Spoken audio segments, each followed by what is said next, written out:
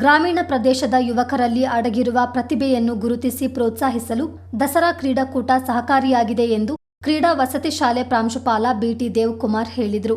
ಜಿಲ್ಲಾಡಳಿತ, ಜಿಲ್ಲಾ ಪಂಚಾಯತ್, ಜಿಲ್ಲಾ ಯುವ ಸಬಲೀಕರಣ ಮತ್ತು ಕ್ರೀಡಾ ಇಲಾಖೆ ಸಂಯುಕ್ತಾಶ್ರಯದಲ್ಲಿ ಕೂಡಿಗೆಯ ಕ್ರೀಡಾ ಶಾಲಾ ಮೈದಾನದಲ್ಲಿ ನಡೆದ ಕುಶಾಲನಗರ ತಾಲೂಕು ದಸರಾ ಕ್ರೀಡಾಕೂಟದ ಉದ್ಘಾಟನಾ ಕಾರ್ಯಕ್ರಮದಲ್ಲಿ ಪಾಲ್ಗೊಂಡು ಅವರು ಮಾತನಾಡಿದರು. ಕ್ರೀಡಾಕೂಟಗಳು ಪರಸ್ಪರ ಬಾಂಧವ್ಯ, ಭ್ರಾತೃತ್ವವನ್ನು ಬೆಸೆಯುವ ಸಾಧನವಾಗಿದೆ. ಇಂದಿನ ಯುವ ಜನತೆ ಕೆಲವು ಆಟಗಳಿಗೆ ಸೀಮಿತವಾಗಿದ್ದು ಗ್ರಾಮೀಣ ಕ್ರೀಡೆಗಳು ಮರೆಯಾಗ್ತಿವೆ. ಈ ನಿಟ್ಟಿನಲ್ಲಿ ಸರ್ಕಾರ ಗ್ರಾಮೀಣ ಕ್ರೀಡಾಕೂಟಗಳನ್ನು ಸಂಘಟಿಸುವ ಮೂಲಕ ಗ್ರಾಮೀಣ ಪ್ರತಿಭೆಗಳನ್ನು ಬೆಳಕಿಗೆ ತರಲು ದಸರಾ ಕ್ರೀಡಾಕೂಟಗಳನ್ನು ಆಯೋಜಿಸಿಕೊಂಡು ಬರ್ತಿದೆ ಎಂದರು.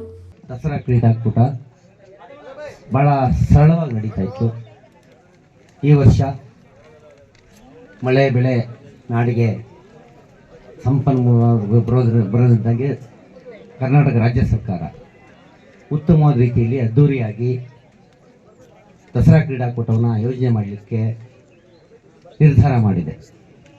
ಇದರನ್ವಯ ಎಲ್ಲ ರಾಜ್ಯದ ಎಲ್ಲ ತಾಲೂಕು ಹಂತಗಳಲ್ಲಿ, ನಂತರ ಜಿಲ್ಲಾ ಹಂತದಲ್ಲಿ, ನಂತರ ವಿಭಾಗ ಹಂತದಲ್ಲಿ ಮತ್ತು ಮುಂದಿನ ತಿಂಗಳು ರಾಜ್ಯ ಮಟ್ಟದ ದಸರಾ ಕ್ರೀಡಾಕೂಟ ಆಯೋಜನೆ ಆಗ್ತಾ ಇದೆ.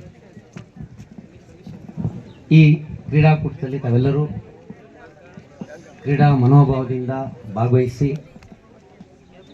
ತಮ್ಮ ಸಾಮರ್ಥ್ಯಕ್ಕೆ ಅನುಗುಣವಾಗಿ ತಮ್ಮ ಪ್ರತಿಭೆಗಳನ್ನು ಈ ಕ್ರೀಡಾಕೂಟದಲ್ಲಿ ತೋರಿಸಿ ಕ್ರೀಡಾಕೂಟದಲ್ಲಿ ಭಾಗವಹಿಸೋದು ಮಾತ್ರ ಮುಖ್ಯ,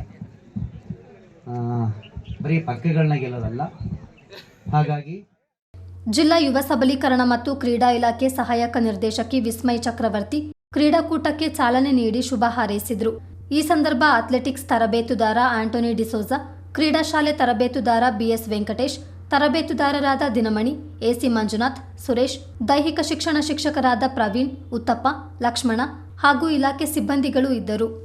ಪುರುಷ ಹಾಗೂ ಮಹಿಳೆಯರಿಗೆ ಅಥ್ಲೆಟಿಕ್ಸ್ ಸ್ಪರ್ಧೆಗಳು, ಪುರುಷರಿಗೆ ಗುಂಪು ಆಟಗಳಾದ volleyball, kho-kho, kabaddi, football, throwball, yoga ಹಾಗೂ ಮಹಿಳೆಯರಿಗೆ ವಾಲಿಬಾಲ್, ಖೋ-ಖೋ, ಕಬಡ್ಡಿ, ಥ್ರೋಬಾಲ್ ಹಾಗೂ ಯೋಗ ಸ್ಪರ್ಧೆಗಳು ನಡೆದವು. ಸ್ಪರ್ಧಿಗಳು ಎಲ್ಲ ಕ್ರೀಡೆಗಳಲ್ಲೂ ಉತ್ಸಾಹದಿಂದ ಪಾಲ್ಗೊಂಡಿದ್ದರು.